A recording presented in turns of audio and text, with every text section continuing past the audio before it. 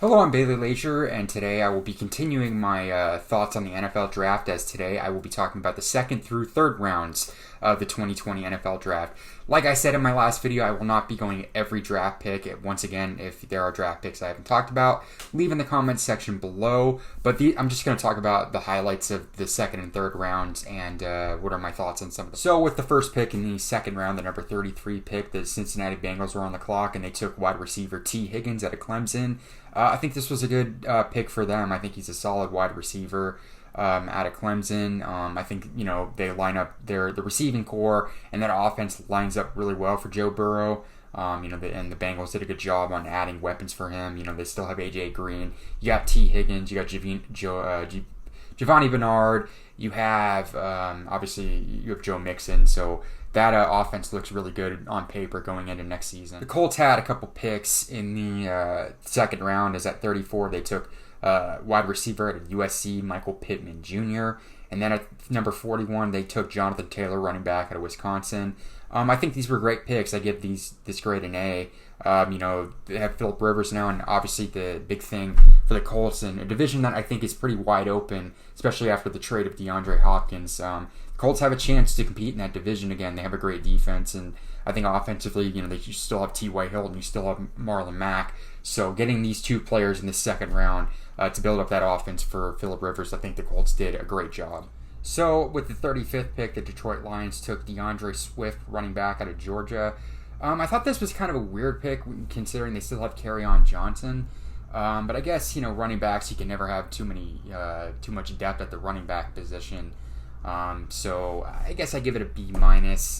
He's a good running back, but I don't know if I maybe would have taken a wide receiver if I was Detroit. So kind of an odd pick, but not bad. So with the number 36 pick, the Giants, after reaching a bit in the first round for a tackle and Andrew Thomas, they took Xavier McKinney, safety out of Alabama. I actually think this was one of the steals in the second round. I thought he could have gone in the first round.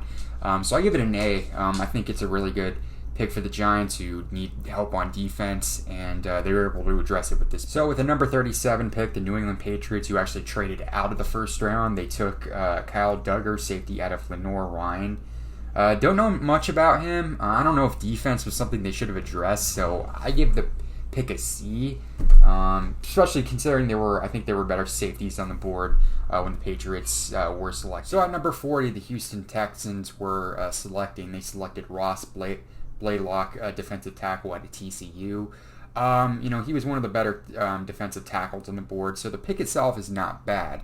However, here's a problem I have with the early rounds, or at least this draft with the Houston Texans, was the fact that they traded all that talent or for talent in the last year or so, had no first round picks, only had one second round pick.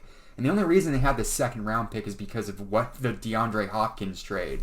And in my opinion, there was no pick that was going to make trading DeAndre Hopkins for only a second round pick and swap fourth round picks and a bad contract in David Johnson to justify this pick. So I can't give this pick higher than a C- because for what Houston had to get this second round pick was just a stupid move on Bill O'Brien. So moving on from that, the Tampa Bay Buccaneers needed some probably to address the defense in this draft, and I think they did that in the second round as they took Antoine Winfield Jr., safety out of Minnesota. If his name sounds familiar, he is the son of former cornerback and Pro Bowler Antoine Winfield. I think this is another steal of this second round. I think he's a good safety, so I give this grade an A, and the Buccaneers were able to address defense with this pick. So with the number 49th pick, the Pittsburgh Steelers addressed the wide receiver position as they took Chase Claypool, the wide receiver out of Notre Dame. I think it's a good pick for the Steelers with the fact that their receiving core just did not look great. They really need someone to line up with Juju Smith-Schuster, and I think this is a good receiver to pair him up. With the 51st pick, the Dallas Cowboys select Trevon Diggs, the cornerback out of Alabama. That last name sounds familiar. He's the cousin of a wide receiver for now the Buffalo Bills, formerly the Minnesota Vikings, Stephon Diggs. I thought this was another steal of this second round. I think he's a good cornerback. This is obviously the replacement for Byron Jones, who went to the Miami Dolphins on a huge deal. But I think this was another great pick for the Dallas Cowboys, and they were able to continue their success on the first round. So I give this pick an A. The LA Rams finally had a pick in the second round as they took Cam Akers, running back out of Florida State, obviously to address the running back position after they released Todd Gurley, who dealt with a lot of injuries since a couple years ago when they were in the Super Bowl. Not sure if he was the right running back to take at this point, but I think it definitely addressed a need. I don't know enough about Cam Akers, but they did address a need, so I'll give it a B-. And then the most shocking pick in the second round, as the Philadelphia Eagles took Jalen Hurts, quarterback out of Oklahoma. I don't get this pick at all, because why didn't the Philadelphia Eagles, they had so many other needs that they needed to address. Listen, Carson Wentz has dealt with his injury problems, and I think it's good to have a backup quarterback, but when you're spending that much draft capital in that guy, when you totally need other needs, you need help at the receiver position, you need help on defense, maybe the offensive line, and you take it on Jalen Hurts. I don't get it, and I don't think that this is kind of like in a way, but to a little bit of a lesser extent, it's kind of like the Jordan Love pick from the first round, and just the Eagles and the Packers they spent a lot of draft capital on picks on quarterbacks that aren't going to play yet, and when they needed to address other needs. So the pick itself, I like, and this is nothing against Jalen Hurts, but apparently they want to make this guy like a hybrid and use him at the receiver position. I just don't get it. Nothing against him, but for what the Eagles, what they could have done with this pick, I give it a D. The Baltimore Ravens had a really good draft, and in the second round they continued as they took J.K. Dobbins, running back out of Ohio State. Obviously that's a good, that team has a great running attack with obviously Lamar Jackson as the quarterback, and he can move with the ball. Mark Ingram's still there. They have some other good running backs and a great running game, and I think they're able to build on that. So I give the pick an A-. So just a note before I go on to the next draft pick, I just got to say that this second round was pretty deep. This is one of the deepest drafts, as normally in the second round when players don't get picked in the first round, there's usually about a handful, maybe like 10 players that could have gone to the first round that dropped to the second round. This draft, I feel like there was probably at least 15 to 20 players in that second round taken that could have gone in the first round. So this draft was very deep. Like I said before, this was a really deep draft, especially in tackle. And a tackle that probably could have been taken in the first round was taken here at the number 58th pick, as the Minnesota Vikings selected Ezra Cleveland, offensive tackle out of Boise State. I think this is a really, really solid pick. I give it an A. I think it's great because, obviously for the Vikings, I think protecting Kirk Cousins definitely is a big need to address. And I think the Vikings, they got a steal here with Ezra Cleveland. I give it an A. And to close out this round with the 63rd pick, the Kansas City Chiefs selected Willie Gay Jr., inside linebacker out of Mississippi State.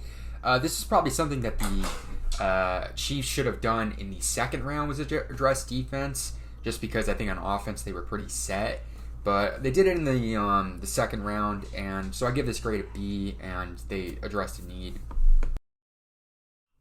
So moving on to the third round, I'm not going to talk about every third round pick. I'll just talk about a couple of them. But at number 72, the Arizona Cardinals selected Josh Jones, offensive tackle out of Houston. This was a tackle people thought was one of the top 5 tackles in the draft on a couple of draft boards. This guy could have been taken, as high as a high first round or a low first round pick. And the Arizona Cardinals, somehow he was there and they took him. There was a little bit of criticism and a little bit of shock to people outside of Arizona that thought the Arizona Cardinals in the first round should have taken an offensive tackle, taken Tristan Wirfs or Jedrick Wills Jr. But they took Isaiah Simmons, who I think that was a great pick for them. But Jones was available, and they took him, and he was still there, and this was a steal in the third round. And the Cardinals, who had a great draft, took another great pick, and I give it an A. No second round pick for the Cardinals, but considering the fact that they traded their second round pick in a package for DeAndre Hopkins, and that was the highest draft pick they had to give up, I think the Cardinals are fine with not taking in the second round. So at 76, the Tampa Bay Buccaneers addressed another one of their needs, which is running back, as they took Keyshawn Vaughn, running back out of Vanderbilt. I think I give this a B minus. I think the pick was alright, but I don't know if he was the right running back on the board. I personally would have taken Zach Moss. But, I think they addressed the needs, so I give the grade a B minus. Number 79 and number 80, the Raiders had back-to-back picks. Usually teams trade out of picks when they have back-to-back picks, but they didn't do it this time, as the Raiders selected Lynn Bowden, wide receiver out of Kentucky, with the 79th pick. And at the 80th pick, they took Brian Edwards, wide receiver out of South Carolina. They loaded up heavily on wide receivers. I mean, in the first round, they took Henry Ruggs. So, they definitely need wide receivers, and especially with what that quarterback situation is going to be like. So, a lot of young wide receivers, but I give the grades a B. And then, like I was talking about Zach Moss, he did go in this round as the Buffalo Bills had the number 86 pick, and they did take Moss, the running back out of Utah, with the 86th pick, like I said before. I think this is a good draft pick, and this was a steal in the third round, so I give it an A. It was a really solid pick for the Buffalo Bills. And then the New England Patriots had a couple draft picks in this third round. As at 87th, they took Anthony Jennings, outside linebacker from Alabama. And then at 91, they needed to address the tight end position, and they did that as they took Devin Asiasi, sorry if I'm saying that last name wrong, the tight end out of UCLA. As far as the grades, I guess a linebacker, I guess it's okay. I'm not too big on that. I give it a C+. And then the tight end, they needed a tight end, especially after Gronk came back, but he got traded to the Tampa Bay Buccaneers, and they need to really repair that offense. They did so with this, so I give the grade a B. And those were my thoughts on rounds 2 through 3 in the 2020 NFL Draft. What do you think were some of the best picks in these 2 rounds? What were the picks I didn't talk about? Leave in the comments section below. As always, click like if you like the video, and subscribe if you like the content on my channel. Thanks everybody for watching, and stay tuned, as I will. My next video will be on rounds draft 4 through 7, as I talk about some of the highlights in that video, as well as I talk about who were the winners and the losers of the 2020 NFL Draft.